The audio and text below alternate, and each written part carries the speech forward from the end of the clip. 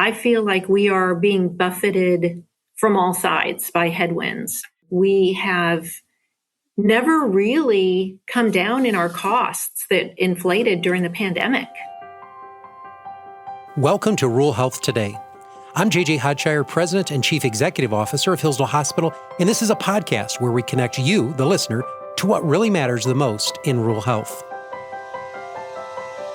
Our guest today is Julie Soekoro, Executive Vice President and Chief Financial Officer at Hamilton Healthcare System in Dalton, Georgia. And I want to welcome you for the very first time to our national podcast, Rural Health Today. It is a great pleasure to have you on our podcast today to discuss some exciting information about rural health finance. That does get me a little excited, but rural health finance. And we're taking a lot of hits right now nationally with some of the legislation that's occurred recently, which we'll get into. But Julie, first and foremost, welcome to the podcast. It's great to have you here. Thank you so much, JJ, and everyone listening. Pleasure to be here. Thank you for inviting me. Yeah. So, Julie, for our listeners who have not maybe followed your health system, why don't you give our listeners a little background of your, where have you been? What have you done? How'd you get in healthcare? How did you get in CFO role? And really, we'll talk a little bit more about what makes it unique. Sure. Again, thank you for the work that you do, JJ, on the podcast. This is incredibly important for our healthcare systems.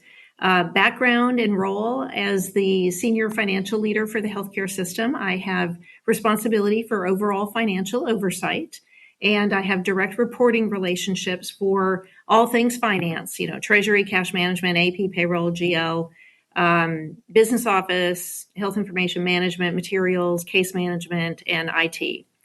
I came to Dalton from Birmingham, Alabama, where I was for about 10 years. A little over 6 years ago. So I've been here at Hamilton for about 6 years after deciding to leave the for-profit side of healthcare, where I had been for 20 years. So That's been an interesting transition. As to why I chose this field, I'd have to say it really chose me. After about 2 years in college, I realized that the salary of a marine biologist doesn't really pay the bills. And I thought, what's the most practical thing I can do? It was engineering or accounting, and I don't like physics. So I chose the accounting route, got my CPA, went to work for a healthcare firm in the Maryland region, and they happen to specialize in healthcare.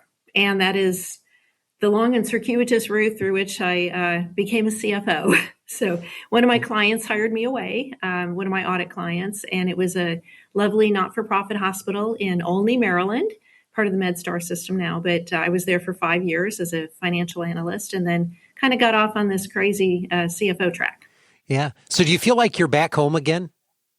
I do. I really, when I came to Hamilton, it just felt like home. It was such a welcoming atmosphere, and just I thought this is like home again. So yes. Yeah, so obviously your background very diverse, and now we're for-profit, now non-for-profit. So welcome back to the poorhouse. A lot of challenges that are facing us. And I'm very excited today to talk a little bit from your perspective. But before we do that, can you give us a sense of the size of your hospital system? What is it comprised of? What does it look like? Sure, yes. We are a regional healthcare system, but fairly small. We're independent. And we bought out the hospital from the Hospital Authority in, I think it was the mid-90s. We have 2 acute care hospitals. We have 3 nursing homes. We have 3 ASCs, several employed physician practices, a residency program, which we started in 2020, home health, hospice, a children's institute for developmental disabilities, and multiple other affiliates. Pretty much cradle to grave, except for a daycare and a funeral home. Wow. We are across 2 states. We're in Dalton, Georgia, and Cleveland, Tennessee. So the northwest corner of Georgia and southeastern Tennessee. And we serve about 100,000 people in each catchment area and serve several rural counties as part of that. We have a pretty typical mix of government and commercial payers, that you would see elsewhere. And interestingly enough, Dalton is the flooring manufacturing capital of the world. Oh, wow. Did not know that. So your hospital has how many, would you say, roughly employees, associates? We have in our healthcare system close to 4,000 associates. Yeah. We were at about 3,000 until we did the acquisition of the Cleveland facility in August of 2024. And that's been an interesting and fun project. We hadn't done a hospital acquisition previously, but with the nursing homes, which are each about 100 beds, Oh, nice. and our various affiliates, we had we have a very interesting sort of microcosm of a healthcare system here. We actually also own half of a payer plan. It's a not-for-profit Oh, wow. payer plan, but yeah, so that's kind of interesting. Well, one arm of it is for-profit, one arm is Wow. not-for-profit, but mostly on the exchange. So that's my first foray into the payer side of things. Oh, my goodness. That's incredible. So, Julie, that's a little bit about your hospital system. We'll get more into it in just a few minutes, but to humanize this podcast, can you tell us a fun fact about yourself to really relate Well, maybe to our listeners? sure. I grew up in Minnesota and I have lived in 10 states. I have Wow. visited 49 states. Oh, my. I spent about 16 years in the DC metropolitan area. So I Oh, had my wow. share of big city living. And I love puzzles, collecting quotes, especially Mark Twain quotes. And I Oh, yeah. used to ride sport bikes.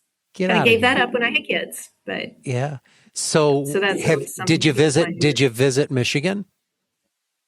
I have been to Michigan. I have been through Nice. the Upper Peninsula of Michigan. Yes. I did my first 2 years at the University of Minnesota in Duluth before I moved to Maryland. Oh, my goodness. Well, how It's beautiful. fantastic I is came that? It across is a moose. a moose. Isn't He it was incredible? scary.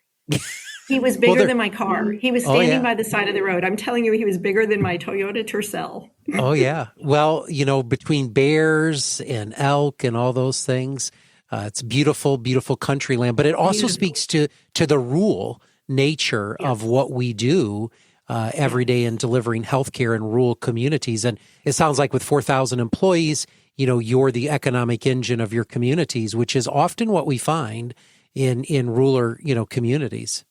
Well, we would be if we didn't have the flooring companies, Mohawk, Sure. Shaw, Engineered Floors, and Yeah. all of the supporting companies that assist Yeah. them. But so we are one of the larger employers in Sure. our community.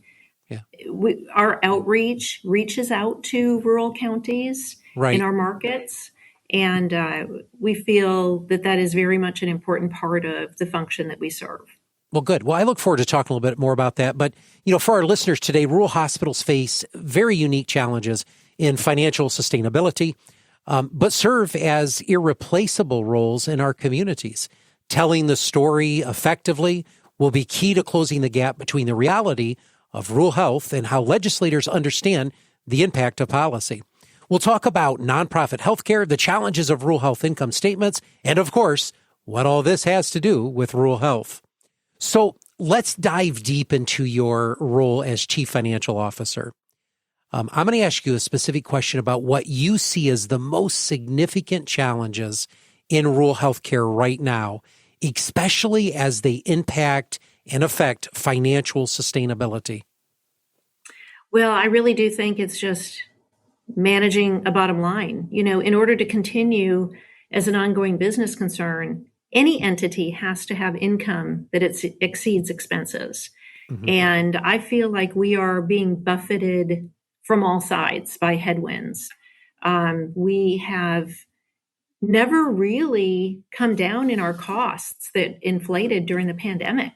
No. We did get rid of contract labor. I mean, that was a significant Sure. portion, but supplies and salaries have stayed elevated. You don't raise the income level for someone and then take it away when the pandemic Mm-hmm. was over with. Mm-hmm.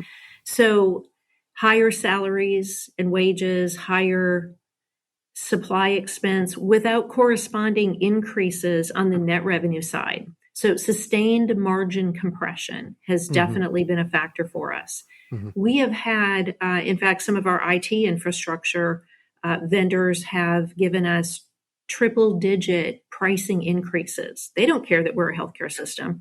We're needing the same technical infrastructure backbone that other industries do as well. And so, we are needing to use those same vendors whose stocks are going wild on, on Wall Street. Mm-hmm. So just the market, the margin compression. And then I would say it's very, very difficult to try to sustain a margin when we have the kind of payer pressures that we do. During the pandemic, this is Julie's opinion anyway, my opinion, that the payers were enjoying a period of bringing in premiums and not paying out for services for their subscribers because everyone was afraid to walk through a cloud of COVID, perception into a hospital. So after the pandemic, since most of the payers are for-profits, they had to sustain their quarterly earnings and stockholder expectations by continuing to generate good margins. Again, their margin is the difference between what they bring in as a premium and what they pay out to providers.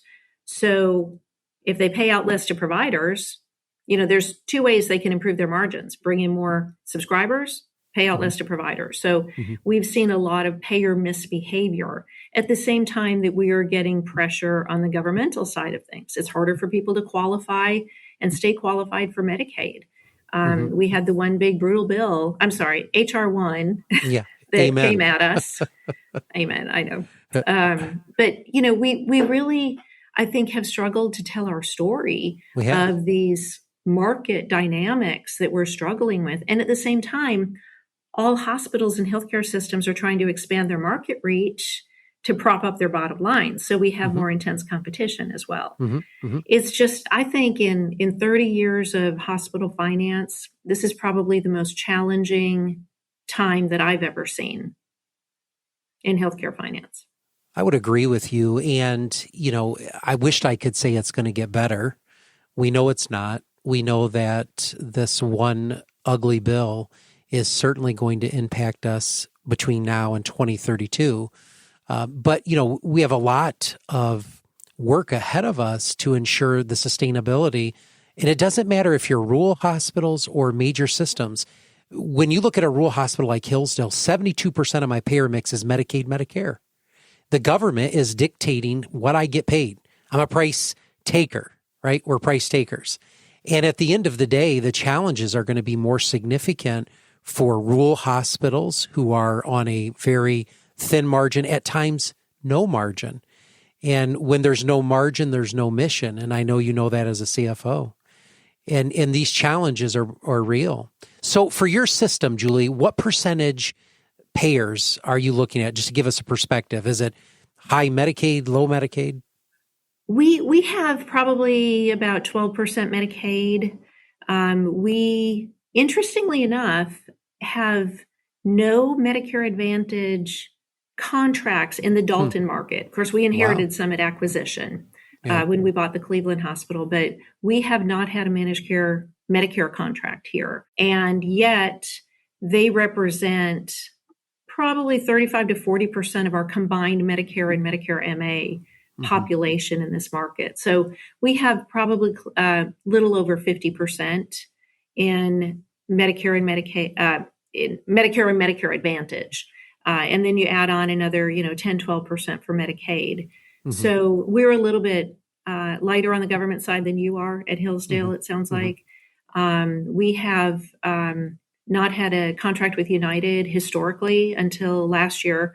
In the Dalton market, we've of course been in, network with Blue Cross and Cigna and so on. But yeah, it sounds like we are a little more heavily commercial than you are, and that probably has to do with our manufacturing environment.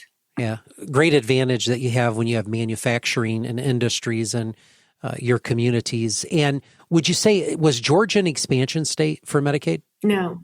Georgia was not an expansion state, and neither was Tennessee. Oh, wow. Okay. So the impact to you really wasn't felt when we expanded, like in Michigan, in other states expanded. You did not have that impact then. So what we face now is, it expands. Many, many, many lives are now covered under Medicaid. And then under the one big, beautiful bill, what happens is it cuts back that average commercial rate. And a hospital like mine, by 2032, in implementing in tranches starting in 27, we're going to lose $6 million annually. And that's not even taking into account the ACA and the challenges that we face around the tax credits and some of those challenges. So it's becoming, very real about the challenges that we face. And unfortunately, the ability to cost shift, for years we've operated under negative governmental margins. And in a way, it's been a little bit like a tax on people who work, quite honestly, and have insurance. But that is the sustainability model that we have unfortunately been accustomed to. So We have. I think that it's difficult to embrace some of the types of value-based programs, even while they make a lot of sense. Can we really sustain our bottom line with that? Everyone knows the right thing to do is to keep people out of the hospital, but there's no reimbursement model around that. Correct. When you have to fund a 24/7 emergency room with thousands and thousands of dollars worth of pharmaceuticals, because you never know if someone's going to walk in with a snake bite and you need antivenom or you need a clot busting drug, or, you have to maintain, for us, we have open heart surgery. So we have to maintain, call teams. We have to have the OR standing by. We have all kinds of imaging technology, 24/7 lab. That has to be paid for somehow. Yeah. And so if we charge more on the outpatient imaging side to subsidize our inpatient services, that's simply what needs to be done. And when we talk about site neutrality, there is a fundamental difference between a healthcare system that is required to be on 24/7 for life-saving care and an imaging center that can open at 8 in the morning and close at 4 in the afternoon. So the entire equation has to work. The math has to work. And that is what folks fail to acknowledge. I get that it might be it might be frustrating to pay more at a hospital-based place. But on the other hand, we've got to fund those acute care services that we're providing. Absolutely. And so, we're going to jump into very, very quickly, we're going to jump into some payer issues and some reimbursement. But before I do that, for the listener today that goes, you know what, JJ, what is the difference between a for-profit and a non-for-profit? Does that just mean you come into more money? That question often gets raised by me, like, well, how can you be non-for-profit? What does that mean? For our listeners, could you give us, you've experienced both, you've led both. I've only been leading in non-for-profits. So could you give us an example of the differences between the two? And then I want to jump into some impact that the payments have had on us. Sure. Well, I am really grateful for the training that I received while I was on the for-profit side. There's a lot of discipline, operating discipline, and business acumen that I was able to learn. I think there are many, many dedicated individuals providing great patient care in their communities. I worked with some wonderful mentors on the for-profit side, which I am incredibly grateful for. But I think in some ways it kind of comes down to reinvesting back in the community. On neither side have I felt like there was a glass ceiling for me as a woman CFO, particularly sometimes as the only woman, in the room. But so from that perspective, leadership is local. And even on the for-profit side, I think leadership is local. And I used to say when I was on the for-profit side that the only difference between for-profits and not-for-profits was that for-profits pay taxes. They're very fond of saying that. And that made a lot of sense to me. Yeah. And I remember taking cases from a local not-for-profit competitor that had turned away cases. So I think that it does come down to the local leadership to some degree. But on the other hand, in the end, even though I was at a very high performing hospital, what we produced was never good enough, because you're always trying to feed the stockholder expectations about growth and increased margins. Sure. And I didn't feel good about the long game for my community. I felt like my community was generating dollars that went to shareholders or the corporate office, or maybe even to prop up other hospitals in other markets that weren't doing so well. But I wanted the fruits of my efforts to stay and be reinvested in my community. So ultimately, that's why I left. the for-profit side. Great perspective. And then non-for-profit, now that you're back into that, give us some highlights of what qualifies us for non-for-profit and the impact to the community. It's about the benefit to the community in lieu of paying taxes. What are we doing in terms of charity care? What are we doing in terms of wellness? We actually have a wellness center. We have service lines that we probably wouldn't have if we were a not-for-profit. We are looking at pediatrics, for example. Does it make sense for us to embark on that, even though we know we're going to lose money on it? Is that something that our community needs? And we're working through an ROI. I don't know what that's going to look like down the road, but it puts us in a position where we think about our mission and then we figure out if we can pay for it, rather than automatically tossing out a certain service line because it doesn't have a positive margin. So I do feel that there are things that we do as a not-for-profit that we otherwise wouldn't spend the money on because it's part of our mission to the community. Right. So we have to have a margin, though, and you would agree with that as a CFO. My CFO reminds me of that often. And without a margin, it's hard to carry forward any mission. So there is a balancing act between this. And very much so. So Julie, talk to us about, how we're faced with significant operational challenges right now. Cost of labor, cost of material and goods.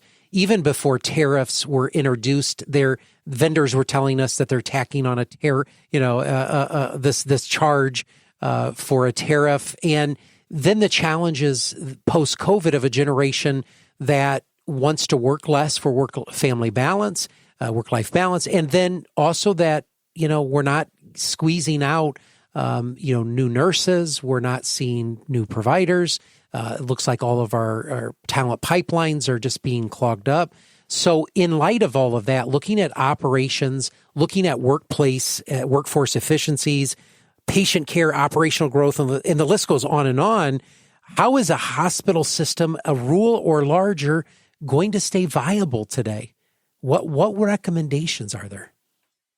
Well, I think that, first of all, we have to stay optimistic. I mean, we all thought we'd be shut down when DRGs came into play, and then APCs, and then we had a pandemic, and we survived all of that. We did. Remarkably resilient. Yes. Because we have the mission. Yes. There's a Margaret Thatcher quote that I love about the Good Samaritan, and she said, "No one would remember the Good Samaritan if he had only good intentions. He had money as well." So he was able to shelter and obtain medical treatment for the person he was trying to help. Yeah. So we need to remember that if we shut down entirely, we don't offer anything to anybody. True. And expectations now in this day and age are even higher than they ever were before. There's instant gratification. There's, wide availability of things that used to be luxury items. So there's a mentality that people have that they want the best, but they don't necessarily want to pay for it.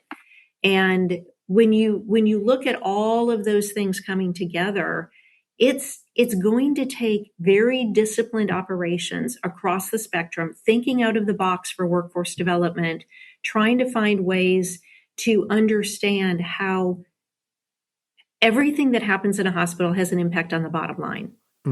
Employee satisfaction, patient satisfaction, quality. If you always keep the patient first and then mind your blocking and tackling on all of those other things, I feel like you can continue to make a margin. I know it's becoming harder and harder to do that. And so we have to also be very deliberate about putting our message out to the legislators and working with our payers to the extent that we can, because we have to find a way to pay for those increased costs. Everybody wants their piece of the pie. There's a whole lot of profit margin that exists outside the hospital setting between the patient who's getting care and the hospital getting compensated for care. Everybody wants a piece of the pie. and we're going to have to push back against our vendors. Yes, It's pretty rare that I don't ask for a discount when we have a renewal of a absolutely. contract. So always ask for discounts, always ask for more collaboration in those partnerships, because we're in this together. If we don't succeed as a healthcare ecosystem, then the device manufacturers don't succeed and the pharmaceutical companies don't succeed. And so we just need to find a way to maybe have a little more equitable distribution of the Hmm. profit pie so Hmm. that we can afford to prop up the things that we lose money on. Hmm. Uh, I don't know if I answered your question very You well, JJ. Oh, you did a beautiful job. And I want to segue. One of the points that you raised was about federal legislation. And I Mhm. really kind of want to end our podcast. We will end it more positive than federal legislation, but we have to tackle it. The Yes. impact that the one big beautiful bill and other decisions in Washington. We have a saying in Mhm. rural health: "So goes Washington, so goes rural healthcare," because the Yeah. decisions that are made in Washington will either contribute to the sustainability of rural health or it will eliminate. And what we have found since 2010, over 160 hospitals have closed in this country. Scott Becker of Becker Healthcare was just on this podcast.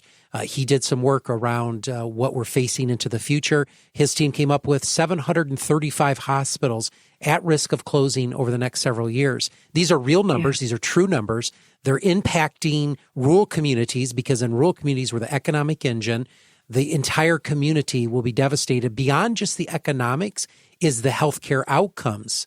It's shutting down obstetrics units. It's shutting down our psych unit. We have obstetrics still, and we have a psych unit, and we have inpatient behavioral health. We have skilled nursing facility beds, but all of this is at risk at what Congress is doing. Many of these things are beyond your control as a CFO or mine. So here's a loaded question. In light of what has just happened across this country, we have been served some very devastating blows. Right Mhm. now, 340B is under attack. Mhm. Right now, low volume adjustment for hospitals like mine could be compromised. Right now, the rollback of the what we would call average commercial rate for Medicaid reimbursement in expansion states, all of that by 2032 goes away. And so, as a CFO, how are you preparing your organization, number one, for these challenges? And number two, what recommendation would you give to other CFOs or CEOs who we hear from all the time, who are on the verge of closing their hospitals because they don't know Mhm. what next steps to take? So what are you doing for your health system to prepare? And what recommendation would you give to other CEOs and CFOs who are Mhm. listening to this across the country in preparation of these significant sweeping changes that are on track to happen? That's a lot. It That's a lot is. to digest. I think first of all, we have a disconnect in having our story heard by those who are in a position to influence the outcome. Agree. We don't have the lobbying dollars that when you're a payer and you can make $2.3 billion a quarter, which is one of our Becker's articles showed a recent for-profit payer Hmm. um, results for a quarter. You can't compete with that kind of lobbying dollar, Hmm. right, on Capitol Hill. Hmm. So not only are we consumed with just trying to maintain the viability of our hospitals and pay attention to operations, that's what keeps us busy. We don't have a lot of free time to go schmooze with all the legislators to tell them No. our story, nor do we have the dollars. Right. So we're in a position where it's very challenging to communicate our story. But we also have to remember we have a lot of people that work for us, and together, Hmm. collectively, we're a loud voice. Hmm. And I do Hmm. feel that we need to somehow tell the stories to our associates so that our associates, in Hamilton's case, more than 3,500 people are out there telling the story. How do we do that? We haven't figured that out here. I haven't figured that out. And I've struggled Hmm. with that very thing. How do we message this to our Hmm. teammates so that they can go out there and message it to their legislators, and they can vote with the knowledge that they have, and they can vote for candidates that will move our agendas forward that can connect those dots and look out for rural Americans. That's right. When I present the financials to our directors and I talk about something that's coming at us, whether it's, hey, we might not make our dish percentage this year to get our 340B dollars, you need to go talk to your legislators about that. I want every one of you to make a phone call or an email or a letter to your legislators and continue those grassroots efforts, because literally, we're just trying to keep the hospitals running. And there's no silver bullet. You have to have operating discipline, and we're going to have to learn to say no. And we don't want to say no. You don't want to say no to obstetrics. You don't want to say no to behavioral health, because those are critical services. But something's got to give if you're also going to try to treat that patient that's coming in with a heart attack or that's just been, in a car accident. So continuing our story, connecting the dots for our legislators, connecting the dots for our associates. I personally need to learn how to do a better job of that. I try to tell this story to our directors, and it's usually when I've been faced with some kind of legislative impact. This is what site neutrality will mean to us. This is what 340B loss will mean to us. This is what the one big brutal bill is going to mean to us. If we lose our DPP programs, there's going to be significant cuts, and it's going to impact everyone on our teams.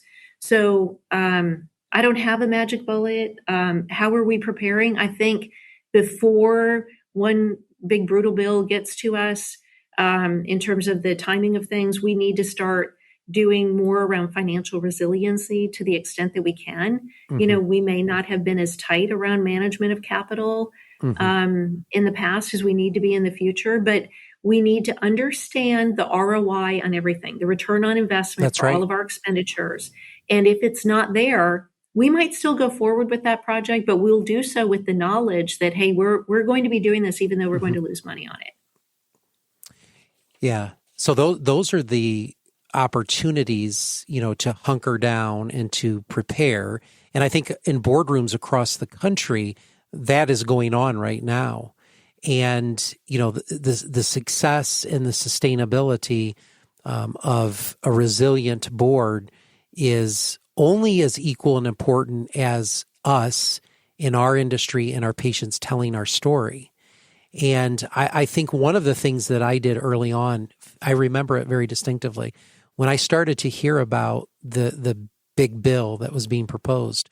I came into the studio and I did a 20-minute video to all of my staff, and I went live.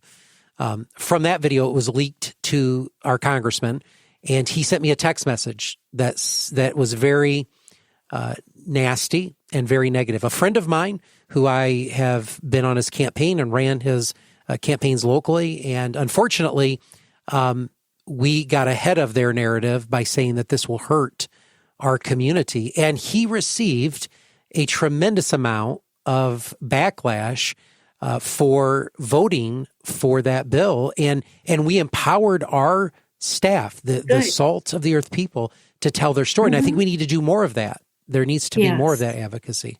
It takes time and preparation to put those messages together, though. You have to craft them very carefully. And when you've got doctors hollering at you about the humidity in the OR and they can't do cases, which problem are you going to deal with? That's right. As of today, responding to critical incidents at your hospital. And it's now, the time we get out of here. Last night was 8:30 that I left. And not too many congressional leaders or representatives are going to take my call at 9:00 at night as you're simply exhausted. So the opportunity to surround yourself in have the advocacy and the voice of all of our employees is so critically important. And I think that's the only thing that's going to help us change that. So, Julie, we didn't even get into price transparency. We didn't get into half these things, that I so wanted to talk about today. But I'd love to have you back on the podcast. You did a fantastic job outlining from a CFO's perspective, the financial challenges. And then, put your people in the mix. How are we recruiting talent? That's a whole nother conversation. And then operations, how are we attracting new business and sustainable models and reducing costs? There's so many players. We call it the pillars here. There's so many. but I want to have you back on. Oh, I'd love to. It would be fun. I think we've had a lot of success with our workforce here. We have I want to talk about that. Extremely talented HR leadership that I think has thought outside the box, and we've done really well with that. We have great low turnover numbers and good retention numbers, and so we'd love to share that message. I would love to hear that message, because across, my fellow colleagues are sharing war stories about open positions that have been open for 2 or 3 years since COVID, double-digit turnover rates, and that turnover costs. We can talk about it at that time, but I'd love to have you back on just for that conversation if we could. Sure, happy to. I'll probably bring along our VP of HR. She's extremely talented. Let's absolutely do that. And again, the opportunity for us is to share best practices for other hospital systems who are struggling, that are listening to this podcast, to say, how can we make it in today's environment? And there are ways to do it. I want to give encouragement. I get charged up, ready to charge hell with a squirt gun every day that I come to work, just excited about the opportunity to serve our community. Mm-hmm. And every battle, every fight we have is with purpose, and it needs to be with passion and for cause, that we're taking care of our community. It's a calling. It is a calling. It really is. Mm-hmm. It's a ministry. So we'd like to wrap up today with our closing segment. It's called Rural Health Recommendations. And it's a reminder for every guest that we have on the show. We ask them to contribute a recommendation on rural life and healthcare. It can be a tip of someone new working in healthcare as a new leader, maybe someone that is in need of sage advice because they are going through this most tumultuous experience called the federal government's cuts. And it doesn't always have to be rural setting, but would you give us one sage piece of advice for a new leader out there who's struggling today? And we are going to add this to our recommendation on the website, ruralhealthtoday.com. So what would be your rural health recommendation for our audience today? JJ, I think that it's really important for all of our leaders to get involved in advocacy for our organizations, regardless of how busy we are. We need to be able to message what we're going through and have a grassroots effort around that. Margaret Mead had a great quote. You've probably used it multiple times on your podcast, but she said, "Never doubt that a small group of thoughtful, committed citizens can change the world. Indeed, it is the only thing that ever has." Incredible. So keep up the hope that we will prevail as well. There is a hope, and we have to dig deep sometimes to find that hope, but it does exist. And it exists in the faces of the patients that walk through our front door every day that need us. And that is the point of the mission. So thanks for what you're doing in your states, because you're in 2 states. Thank you for the work that you've done in decades past of working in healthcare, and for the work that you do right now. Every time you lift your voice, Julie, you're lifting your voice for all of us. So when you get the ear of your congressional leaders or representatives, you're lifting our voice, and I want to thank you for doing that as well. And thank you for the same thing, JJ. Absolutely. And thanks to our listeners for tuning into Rural Health Today. Catch our next segment, Rural Health News, to stay up to date on the current state of healthcare every Monday, wherever you get your podcast. Don't forget to check out our latest updates and resources from Rural Health Today at ruralhealthtoday.com, and make sure you've subscribed to the show so you never miss an episode. Until next time, remember the power of rural. Thank you for listening to another episode of Rural Health Today, the podcast where we connect you to what really matters in rural health. Rural Health Today is a production of Hillsdale Hospital in Hillsdale, Michigan, and a member of the Health Podcast Network. Our host is JJ Hodshire, our producer is Kirsten Newlon, and our audio engineer is Kenji Ulmer. Special thanks to our guests for sharing their expertise on the show, and also to the Hillsdale Hospital marketing team. If you want to submit a question for us to answer on the podcast or learn more about Rural Health Today, visit ruralhealthtoday.com.